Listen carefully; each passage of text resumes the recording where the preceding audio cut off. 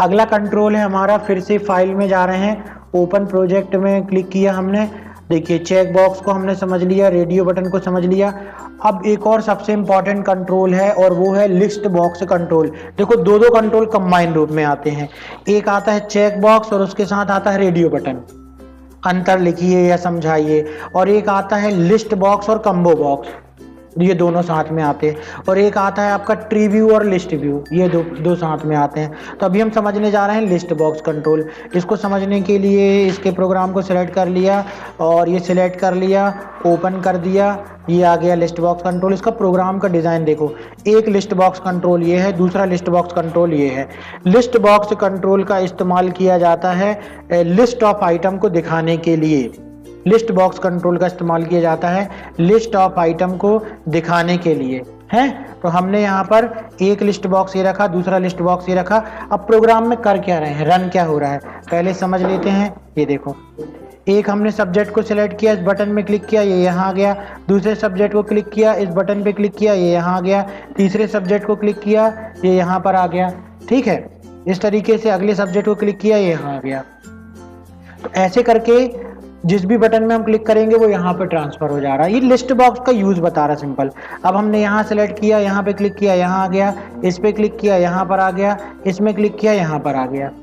अब अगली बटन का यूज किया, इसमें क्लिक करेंगे, सारे यहाँ पर आ गए। इसमें क्लिक करेंगे, सारे यहाँ पर आ गए। तो ये बटन में ऐसी क्या कोडिंग की गई है जिससे ये टेक्स्ट जो है एक लिस्ट बॉक्स से उठ करके दूसरे लिस्ट बॉक्स में जाते हैं, इसको हमको समझना होगा, है ना। इस बटन में इसमें क्या कोडिंग की गई है तो उसको समझते हैं। तो ये तो हो गया लिस्ट बॉक्स कंट्रोल जो आप सामने देख रहे हो कि इसका इस्तेमाल किया जाता है किस लिए, लिस्ट ऑफ आइटम को दिखाने के लिए। तो चलिए इसको समझते हैं। राइट क्लिक किया, व्यू कोड में गए, तो देखिए हर एक बटन में कोडिंग की गई है। अगर आप इस बटन में जाएंगे, डबल क्लिक करेंगे तो ये देखो कोडिंग की गई है। तो इसमें क्या कोडिंग की गई है, इसमें कोडिंग की गई है आपको, ये देखो बटन 1_ क्लिक, इसमें क्या कोडिंग की गई है। इस बटन में करने पर क्या हो रहा है कि जब हम किसी आइटम को सिलेक्ट कर रहे हैं तो वो आइटम यहाँ से यहाँ पे भी रहता है और इस वाले टेक्स्ट बॉक्स में आ जाता है। ठीक, इस पे अपन डबल क्लिक करेंगे तो देखिए क्या किया गया है।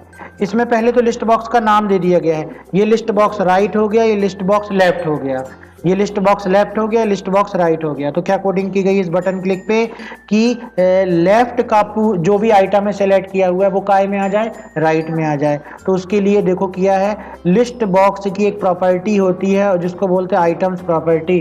आइटम्स प्रॉपर्टी के अंदर एक ऐड मेथड होती है।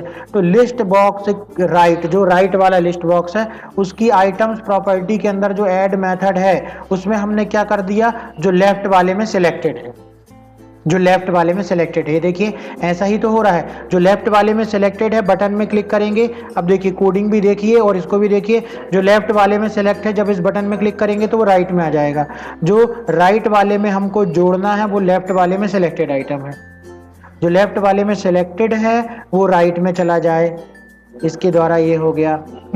फिर उसके बाद क्या किया गया है कि लेफ्ट वाले लिस्ट बॉक्स में रिमूव कर दे, कौन सा, जो लेफ्ट वाले में सिलेक्टेड हो। तो लेफ्ट वाले में वो क्या होता है, रिमूव हो जाता है। ऐसे ही अगली बटन में देखो, अगली बटन में कोडिंग की गई है, जस्ट अपोजिट कोडिंग की गई है। अगली बटन में जस्ट इसका अपोजिट है। अब अपन को राइट से लेफ्ट में ले जाना है, तो ये देखो लेफ्ट वाले में हमने जोड़ दिया, क्या जोड़ दिया, जो राइट में सिलेक्टेड हो। लेफ्ट वाले में हमने जोड़ दिया जो राइट में सिलेक्टेड हो। इसी प्रकार से जो अगली बटन है इसमें क्या होता है, लेफ्ट का पूरा किस में जाता है, राइट में जाता है। तो पूरे के लिए क्या लिखा गया है, ऐड रेंज मेथड का इस्तेमाल किया गया है। तो लेफ्ट में जितने आइटम्स हैं ऐड रेंज मेथड के द्वारा किस में ऐड कर दें, राइट में ऐड कर दें, और लेफ्ट वाले लिस्ट बॉक्स को पूरा क्लियर कर दो। इसी का जस्ट अपोजिट यहाँ पे कर दिया गया, नीचे वाले में कर दिया गया। तो यहाँ पर हमने दो चीज सीखी कि लिस्ट बॉक्स की एक प्रॉपर्टी होती है जिसको बोलते हैं आइटम्स प्रॉपर्टी।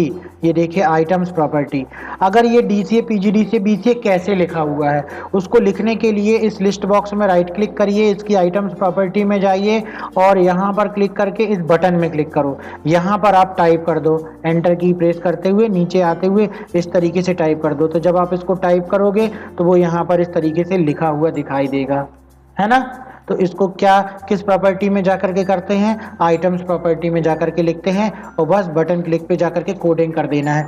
तो इसकी कौन कौन सी मेथड हमने सीखी लिस्ट बॉक्स की, ऐड मेथड हो गई, रिमूव मेथड हो गई, इसी प्रकार से एक हो गई ऐड रेंज मेथड जो सारे आइटम को सिलेक्ट कर लेती है, और एक हो गई क्लियर मेथड जो कि जो भी आइटम्स है उसको क्लियर कर देती है। तो ये था आपका लिस्ट बॉक्स कंट्रोल जिसका इस्तेमाल आपने यहाँ पर सीखा।